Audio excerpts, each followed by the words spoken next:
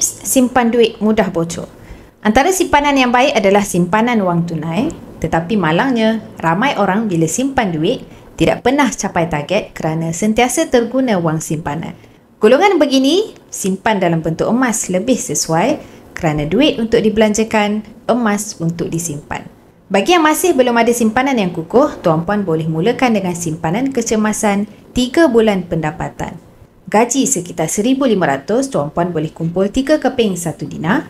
Gaji sekitar RM3,000, tuan-puan boleh kumpul 3 keping 10 gram. Dan gaji sekitar RM8,000, tuan-puan boleh kumpul 3 keping 5 dinar. Untuk memudahkan tuan-puan menyimpan, Public Gold menyediakan platform simpanan emas gap atau Gold Accumulation Program. Akaun emas gap Public Gold diberikan kepada semua ahli yang telah berdaftar dengan Public Gold. Dan tuan-puan boleh beli dan simpan emas fizikal di dalam akaun emas gap dengan minimum RM100 setiap kali belian.